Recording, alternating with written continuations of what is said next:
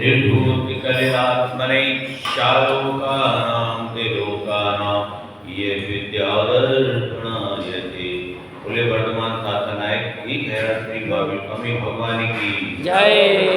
आचार्य समस्त भक्ताचार्य मुनि महाराज की जय हो। शिवाणी माता की जय हो। आचार्य भगवान के द्वारा पापों से बचने के लिए एक श्रावक के लिए 12 व्रतों का वर्णन किया गया है, जिसमें 5 अणुव्रत, 3 गुण व्रत और 4 शिक्षा व्रत। 5 अणुव्रतों के द्वारा सबसे पहले इन जो हिंसा, झूठ, खुशी, परग्रह आदि 5 पाप हैं, इनको सबसे पहले इनके व्रत लेने के लिए अणुव्रत जो ले सकता है श्रावक, क्योंकि महाव्रत तो नहीं ले सकते, महाव्रत तो मुनि महाराज लेते हैं। श्रावक गण जितने भी हैं वो अणुव्रत से हुआ करते हैं, अणुव्रत यानी छोटे रूप में।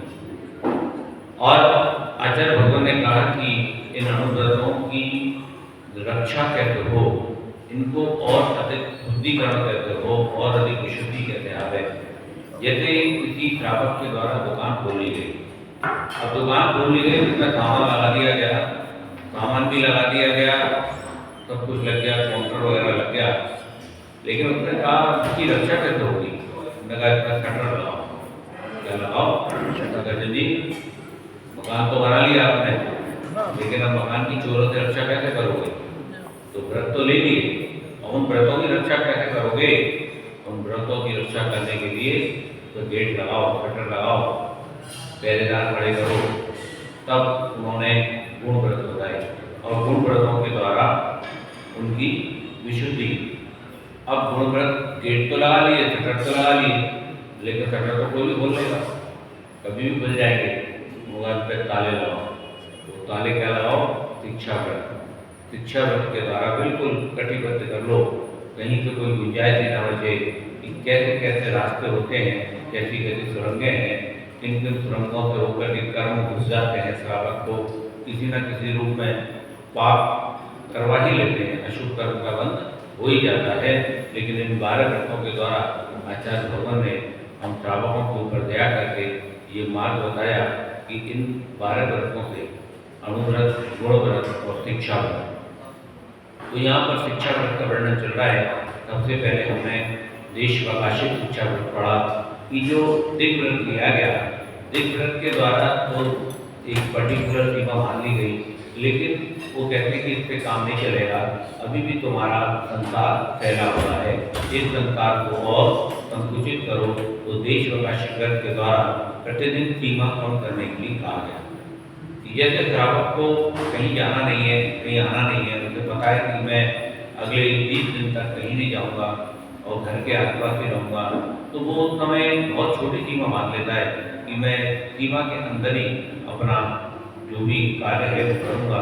तो जितने भी पूरा जो संसार है उसमें होने वाले सूक्ष्म पाप और स्थूल पाप, दोनों तरह के पापों से वो निवृत्त हो जाता है, और वो अणुव्रत भी, उसका जो छोटा व्रत है वो भी महाव्रत बन जाता है। तो ऐसे ये मार्ग श्रावकों को बताए गए यहाँ पर। उसके बाद उन्होंने कहा कि अब तुम समय मांगो कि किस तरह कैसे करोगे, कितने समय के लिए करोगे, उसको भी और छोटा कर दिया। और फिर दूसरा जो शिक्षा व्रत बताया वो सामायिक। सामायिक ऐसा शिक्षा व्रत है कि जितने समय के लिए श्रावक सामायिक करेगा या जो भी सामायिक करेगा, वो उतने समय के लिए अपने अंतर ध्यान रहेगा और कहीं भी मन उसका भटकेगा नहीं। तो वो उसका जितना भी क्षेत्र है, आवागमन का क्षेत्र है, वो अपने आप में सीमित होकर रहेगा।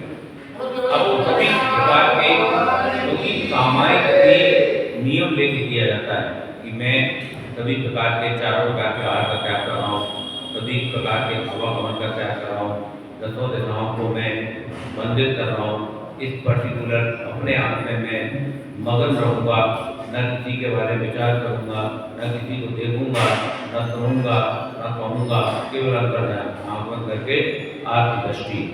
तो वो वहाँ पर उसने ये जो सामायिक शिक्षा व्रत है, सामायिक शिक्षा व्रत के द्वारा पूर्णतया निषिद्ध कर दिया सभी प्रकार के पापों को, स्थूल पाप भी और सूक्ष्म पाप भी। लेकिन ये सामायिक बहुत अच्छी प्रैक्टिस करनी पड़ती है, बहुत अभ्यास करना होता है तब जाकर, और ये ऐसे ही नहीं हो जाता सामायिक, क्योंकि शेष जो समय हम संसार में रह रहे हैं उस तेज समय में भी अपने आत्म और बौद्ध ध्यान को और इसके अलावा जितने भी गतिविधि हैं उन गतिविधियों में भी समता भाव लाने पड़ेंगे, तब जाके सामायिक हो पाएगी।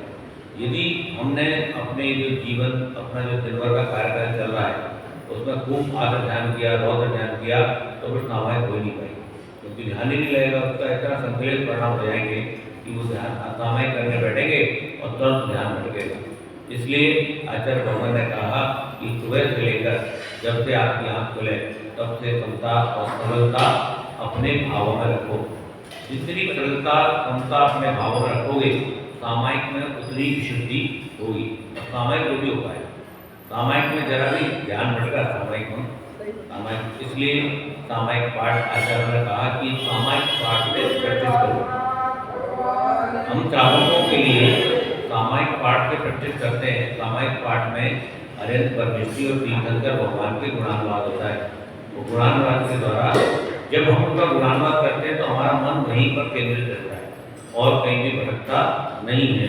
इस कारण से सामायिक करने की विधि बताई, और जैसे जैसे जो श्रावक है, जो भी सामायिक करने वाला है, वो विद्या में प्रवीण होता है, उसके बाद वो और विशुद्धि को प्राप्त होता है और आत्म ध्यान करता है और अधिक अपने आप का मन केंद्रित करता है, सभी तरफ से मनों को, अपना जो मन है उसको हटाता है, तब जाकर वो शुद्ध समाधि को प्राप्त, सामायिक को प्राप्त हो पाता है।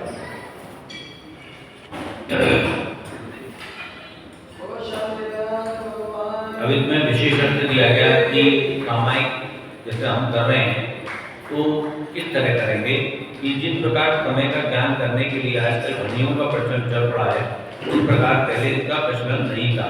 पहले समय का ज्ञान करने के लिए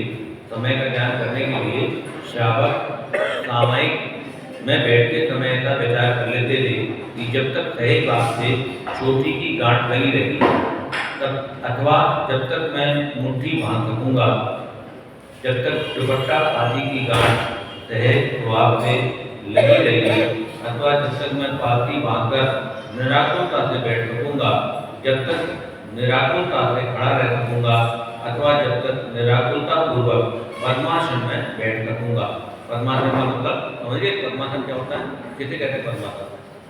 पद्मासन किसे कहते हैं? पद्मासन किसे कहते हैं? कैसे? नहीं, कैसे, किसे? भगवान बैठे हुए। हाँ, देखो ये ज्ञानी है। जैसे ये वाला पैर इस वाली जंगा पर और ये वाला पंजा इस वाली जंगा पर। मुकेश की तरह रखो रख के देखो, मुकेश है क्या? मुकेश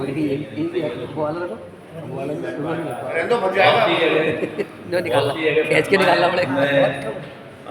ये श्रीरंगपट्टनम में देखी थी तो वहाँ पर एक पैर की प्रतिमा देखी, एक पैर की पद्मा, अर्ध पद्मासन बोलते हैं। जब भी आप बैठे ना, ये अर्ध पद्मासन है, और दोनों पैर आपकी जंघाओं पे आ जाएंगे पूर्ण पद्मासन। तो ये पद्मासन अवस्था में जब तक आकुलता नहीं हो तब तक जो है वो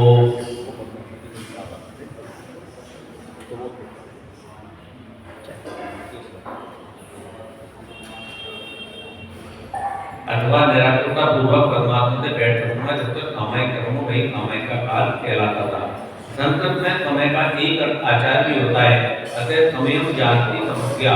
यहाँ पर समय का आचार हो सकता है, वो आचार अर्थ विधि है। अतः सामायिक के लिए बैठते समय श्रावक को चाहिए कि वे अपने केशों और बच्चों को संभाल कर बांध ले, जिसके बीच में भूलकर आकुलता उत्पन्न ना करे। हाथों की उंगलियों को खुला रखें, किंतु अपनी अंगुली बांध ले। पद्मा आसनों में पालती बांधना, पैर से खड़ा रहना, पद्मासन से बैठना, इन तीनों आसन में जिस आसन से निश्चित समय तक निराकुलता पूर्वक रह सके उस आसन को स्वीकृत करें। सामायिक के बीच में आसन में परिवर्तन नहीं करें, परिवर्तन हो गया तो सामायिक भंग हो जाएगा। बोले शांतिनाथ भगवान की जय हो।